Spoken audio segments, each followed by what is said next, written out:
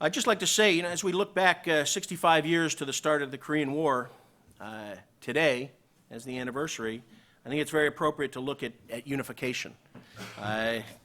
Unification, I think, needs to become our main effort. The Peninsula has been divided far too long, and I think that the focus of unification, led by the Republic of Korea and supported by the Great Rock-U.S. Alliance, should become the focal point for all planning for the future.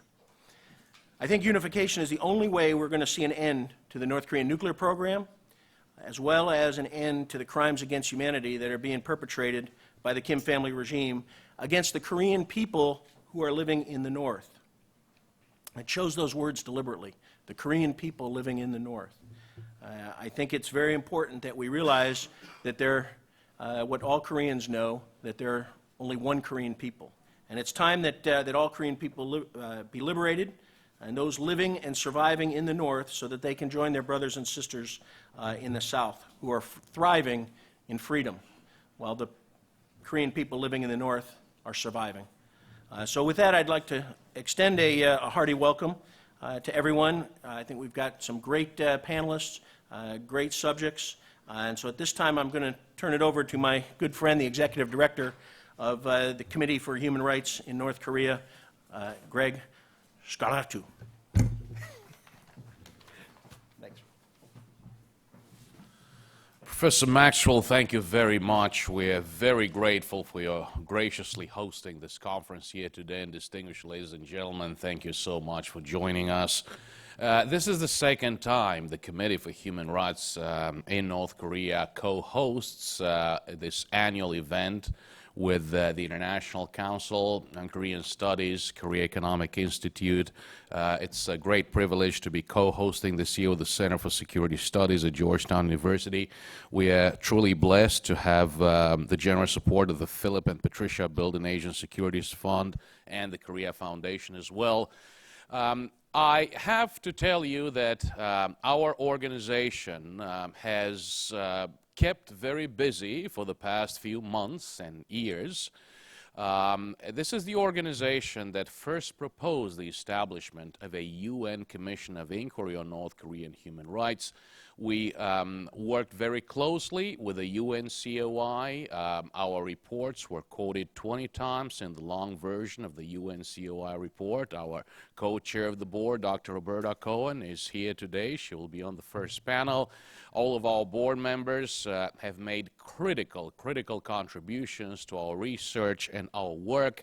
Our challenge over the years has been that we've been so concerned with nukes and missiles, the hard political security threats.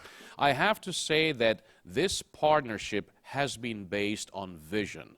We're extraordinarily privileged to be able to host a panel on human rights in North Korea, in addition to the other extraordinarily important issues that ICKS has been addressing over the years. So that said, I would like to join Professor Maxwell and very soon Professor Bechtold in welcoming all of you this morning. I look forward to spending a hopefully very rewarding day and a half participating in this conference. Thank you so much. I look forward to today's panels.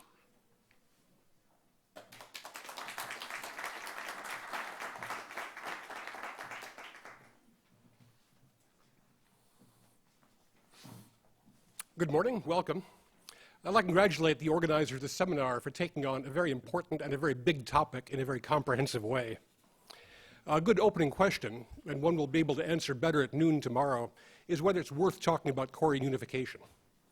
I'd argue at this top that there are three reasons why it is worth speaking about. First, whether it happens sooner or later, unification still feels like a historic inevitability. The division of the peninsula is artificial, ahistoric, and the peoples of North and South Korea have a common will to want to live in the same country on the whole. Despite the difficulties we'll talk about the next day and a half, the most surprising outcome would be if in a generation or two, Korea was not unified. Second, people who've worked on Korean issues for a long time can be forgiven for believing nothing ever really changes. But I think there are changes in motion now that will make a difference. First, North Korea is less successful now than it's ever been in keeping information out of North Korea. The people of North Korea, and maybe especially the government, are now being exposed to hard news and to the view on the world that popular entertainment brings in ways never were before. That will erode the myths that the regime needs for its legitimacy. As next panel will discuss, second, there's a growing international consensus that North Korea's appalling human rights record actually constitute international crimes against humanity. China may be increasingly loath to associate itself with such a government despite of, or perhaps because of, its own human rights problems. China is getting impatient with North Korea. There's lots of evidence for that. China believes North Korea is its biggest foreign policy failure. Finally, as the growing power of the Republic of Korea becomes apparent on the world stage, if it takes unification seriously, its allies, partners, and other countries will have to take unification seriously too. Finally, it's simply prudent to plan for something that is going to happen. In May 1989, I gave an interview to Chicago Public Radio, in which I explained convincingly, detailed and at length, why German unification could not happen anytime soon. One of my enduring nightmares is being before some Senate panel in some year in the future trying to explain why we were not ready for Korean unification. What was your plan? What were you thinking? Well, the next day and a half might help us think those issues through. So, congratulations again. Thank you for having us.